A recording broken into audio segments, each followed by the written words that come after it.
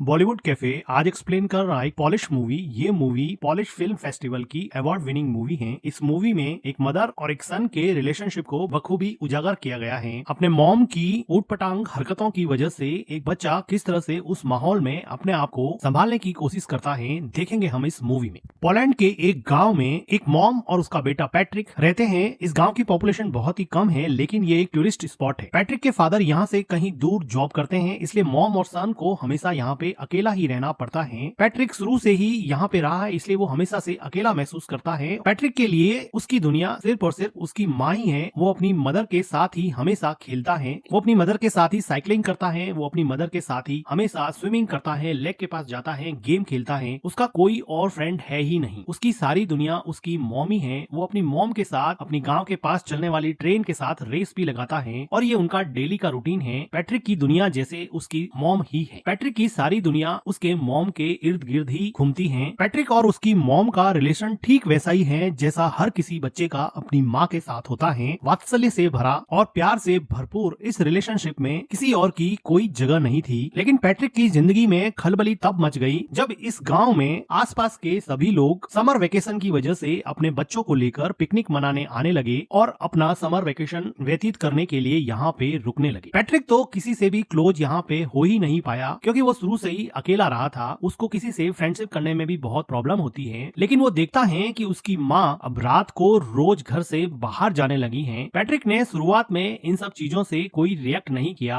Patrick की mom को रोज शाम को एक कॉल आता और वो पैट्रिक को घर में अकेला छोड़ के ही चली जाती। पैट्रिक काफी देर तक इंतजार करता। कभी उसकी मॉम रात को घर लौटती नहीं थी और कभी देर रात को लौटती थी। वो थोड़ा सा टाइम पैट्रिक के साथ स्पेंड करती थी, लेकिन पैट्रिक को कल का बहाना देकर कि कल मैं तुम्हारे साथ पूरा दिन व्यतीत करूंगी और पैट्रिक को अकेला छोड़ देती। धीरे धीरे पैट्रिक अकेलेपन की वजह से एंजाइटी और डिप्रेशन का शिकार होने लगा। वो अपने अकेलेपन से कोप अप नहीं कर पा रहा था, क्योंकि उसके कोई फ्रेंड भी नहीं थे। अगले दिन वो देखता है कि उसके पड़ोस में कोई नई लड़की आई है जो शायद अपना समर वेकेशन यहाँ बिताने के लिए पास में रहने लगी है। पैट्रिक उस लड़की से दोस्ती करने की कोशिश करता है, लेकिन टिपिकल टीनेजर की तरह वो लड़की उसको कोई रेस्पॉन्स नहीं देती है। अगले दिन पैट्रिक की मॉम जब फिर से घर के बाहर जाने लगती है तो पैट्रिक को बहुत बुरा लगता है और वो अपनी मॉम के ड्रेस पर जूस से भरा ग्लास गिरा देता है, जिसकी वजह से उसकी मॉम उस पर बहुत चिल्लाती है और उसको डांटने लगती है। वो उसके मन की हालत नहीं समझ पा रही थी कि वो अंदर से कितना अकेला फील कर रहा है, लेकिन जैसे उसको कोई फर्क ही नहीं पड़ता, वो अपनी ड्रेस चेंज करके फिर से शाम को अपने बॉयफ्रेंड से मिलने के लिए निकल जाती है। पैट्रिक अपनी मॉम का पीछा करता है। वो देखता है कि कहाँ जाती है। कुछ देर जाने पर उसको पता चलता है कि वो हमेशा अपने एक बॉयफ्रेंड से मिलती है। पैट्रिक को अपनी मॉम के पीछे जाते समय एक हिरन का बच्चा दिखता है जो अकेला सड़क पर घूम रहा था। ये डायरेक्टर का मेटाफर है कि किस तरह से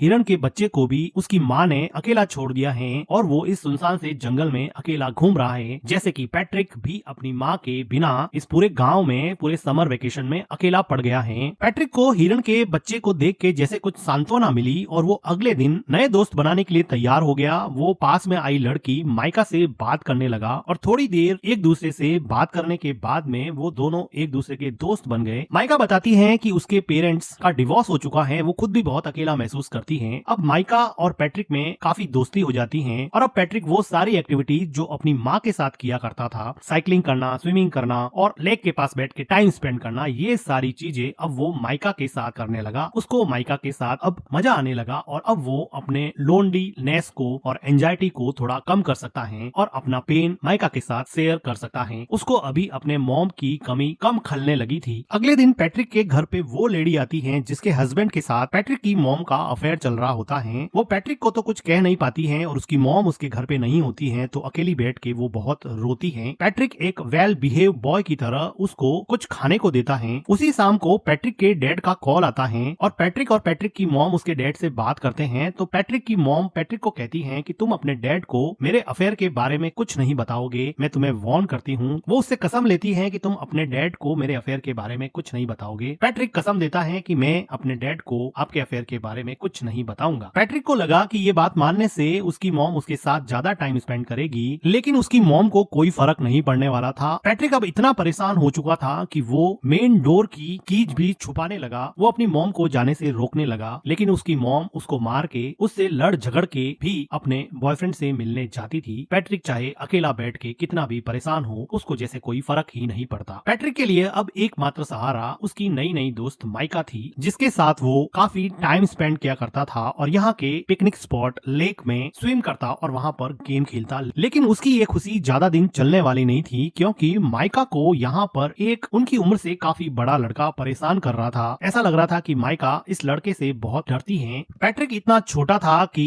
इस गैंग से माइका को बचाने के लिए वो कुछ भी नहीं कर पाया, लेकिन उसको मन ही मन बहुत हर्ट हुआ, क्योंकि वो लड़का माइका को वार्न कर रहा था कि तुम इस लड़के से नहीं मिलोगी, तुम सिर्फ मेरे से ही मिलोगी। उसी रात को पैट्रिक अपनी मॉम का जब पीछा कर रहा था तो वो देखता है कि माइका और वो बड़ा लड़का एक दूसरे के साथ काफी टाइम स्पेंड कर रहे हैं, जिसको देखकर पैट्रिक को लगा कि अब उसकी जिंदगी वापस से अकेलेपन का शिकार होने वाली है। वो काफी मायूस हो जाता है। वो घर पर भी काफी टाइम तक अपनी मॉम का वेट करता। जब देर रात उसकी मॉम घर पे आती तो पैट्रिक उससे अपना टाइम मांगता, लेकिन वो थक हार के सो जाती और पैट्रिक उसकी मॉम के आने के बाद में भी अकेलेपन का ही शिकार रहता। अगले दिन सुबह पैट्रिक को माइका मिलती है और वो माइका को पूछता है कि क्या उस लड़के ने तुम्हारे साथ कोई जबरदस्ती की थी? तो माइका जैसे डर गई हो और वो डर के मारे वहाँ से भाग के घर में चली जाती है। पैट्रिक उसको जाके पूछता है कि हुआ क्या, मुझे ये तो बताओ। वो बिना कुछ बोले ही रोने लग जाती है। पैट्रिक को ऐसा लगता है कि उसके साथ जबरदस्ती की गई है। वो दौड़ के जाता है और उन लड़कों के ग्रुप में उस लड़के पे अटैक करता है, लेकिन एक छोटा बच्चा उससे कैसे लड़ेगा और वो बड़ा लड़का पैट्रिक को ओवर पावर कर देता है और पैट्रिक यहाँ पे कुछ नहीं कर पाता। थोड़ी देर बाद में माइका वापस पैट्रिक के पास आती है और उसको समझाने की कोशिश करती है कि हम दोनों अच्छे दोस्त बन सकते हैं, तुम इतना हर्ट क्यों हो गए हो। लेकिन पैट्रिक को डीप डाउन कहीं पे हर्ट हो गया था। वो वापस से माइका से बात ही नहीं करना चाहता था, क्योंकि वो ऑलरेडी अपनी मॉम से बहुत ज्यादा हर्ट था और जब माइका ने भी उसे हर्ट किया तो वो इमोशनली वायलेंट हो गया और वो अपने इमोशन को कंट्रोल नहीं कर पा रहा था। अपने गुस्से को, अपने फ्रस्ट्रेशन को माइका के ऊपर निकाल दिया और माइका को उल्टा सीधा बोला, जिसकी वजह से अब माइका को वापस हर्ट हुआ और अब माइका वहाँ से चली जाती है। पैट्रिक को बिल्कुल समझ में नहीं आ रहा था, क्योंकि वो छोटा सा बच्चा था, उसको समझ नहीं आ रहा था कि इन सब सिचुएशन से कैसे निकले। उसकी मॉम उसको बिल्कुल भी सपोर्ट नहीं करती थी, ना उसको गाइड करती थी। उसके आसपास कोई भी पेरेंटल गाइडेंस नहीं होने की वजह से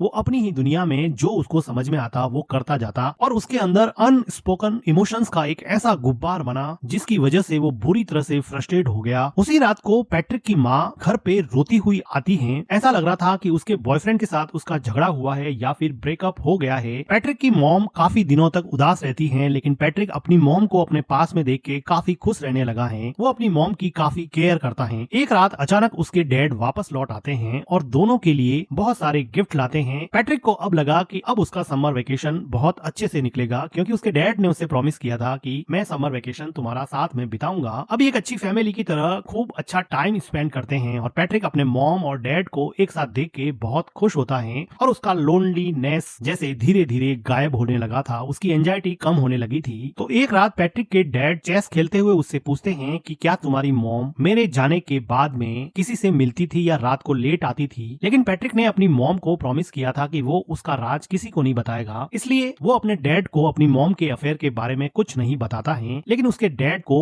इस बात पे डाउट हो जाता है, क्योंकि पैट्रिक की मॉम का बिहेवियर काफी चेंज हो गया था। उसी टाइम पे पैट्रिक के घर पे माइका आती है और वो उससे बात करने के लिए कहती है। माइका के कहने पर पैट्रिक उसके साथ साइकिलिंग पे जाता है और लेक में स्विम करने के बाद में माइका उसको बताती है कि अब मेरा समर वेकेशन खत्म होने को है, मैं यहाँ से चली जाऊंगी। माइका को पैट्रिक को हर्ट करने पर काफी दुख लग रहा था, लेकिन पैट्रिक अब इसमें कुछ ज्यादा कर नहीं सकता, क्योंकि अगर समर वेकेशन खत्म होगा तो माइका को जाना ही पड़ेगा। वो अपने घर पहुंचता है और वो देखता है कि सीढ़ियों पर वही लेडी जो थोड़े दिन पहले उसके घर आई थी वो सीढ़ियों से नीचे उतर रही है। वो अंदर जाके देख रहा है कि उसके डैड बाथरूम में बैठे बैठे रो रहे हैं। उसको समझ में आ जाता है कि उस लेडी ने उसकी मॉम के अफेयर के बारे में उसके डैड को बता दिया है, क्योंकि उस लेडी के हस्बैंड के साथ ही उसकी मॉम का अफेयर चल रहा था। तो इस बात से दुखी होके उसके डैड ने अब ये डिसाइड किया है कि अब वो यहाँ नहीं रहेंगे और वापस जॉब करने चले जाएंगे और शायद कभी वापस नहीं आएंगे। पैट्रिक की मॉम पैट्रिक के डैड को समझाने की कोशिश करती है, लेकिन जब आप रिश्तों की बुनियाद विश्वास को ही हिला देते हैं, ट्रस्ट को ही खत्म कर देते हैं, तो किसी भी इंसान को रोकना लगभग नामुमकिन सा हो जाता है। पैट्रिक के डैड अब यहाँ से चले जाते हैं। समर वेकेशन खत्म हो जाता है। अब पैट्रिक को स्कूल जाना होता है। पैट्रिक की मॉम पैट्रिक को तैयार करके स्कूल छोड़ने जाती हैं। वो दोनों सड़क पर चल रहे हैं, दोनों एक दूसरे से बात भी नहीं कर रहे हैं। पैट्रिक को अपनी मॉम पे बहुत गुस्सा है, क्योंकि उसकी मॉम की वजह से उसके डैड उसको छोड़ के चले गए। उसके सेल्फिश बिहेवियर की वजह से वो किसी से घुल मिल नहीं पाया। वो मेंटली इतना ब्लॉक हो गया कि दूसरे बच्चों से बात भी नहीं कर पाता था और ना ही उसको अपनी मॉम का प्यार मिलता। अब वो रेलवे ट्रैक को क्रॉस करने वाले हैं। उसकी मॉम आगे जा रही है, बच्चा पीछे छूट जाता है, जो कि डायरेक्टर का मेटाफोर मेटाफर है कि आप अपनी जिंदगी में आगे बढ़ रहे हो और बच्चों को आपने पीछे छोड़ दिया है, और इन दोनों के बीच में न जाने कौन सा इमोशनल आउटब्रस्ट रूपी ट्रेन आके आपके सपनों को, आपके अपनों को कब कुचल दे पता नहीं चलेगा। उसकी मॉम पीछे मुड़ के देखती है कि पैट्रिक पीछे रह गया है। वो ट्रेन को देख के डर जाती है, रोने लगती है कि उसके बच्चे का क्या होगा। अचानक से ये मोमेंट उसको रियलाइज कराता है कि उसकी जिंदगी में कौन इंपॉर्टेंट है, उसकी जिंदगी का अहम हिस्सा कौन है, वो आदमी जिसको वो रोज मिलने जाती है, या फिर वो हस्बैंड और उसका बेटा जो हमेशा उसके साथ थे, साथ खड़े थे। वो खूब रोती है। उसको रियलाइज होता है कि शायद उसकी जिंदगी का ट्रैक अब उसे चेंज करना पड़ेगा, और इसी के साथ ये मूवी एंड हो जाती है। मूवी का एक्सप्लेनेशन अगर आपको अच्छा लगा हो तो वीडियो को लाइक कीजिए, हमारे चैनल को सब्सक्राइब कीजिए, and thank you for watching.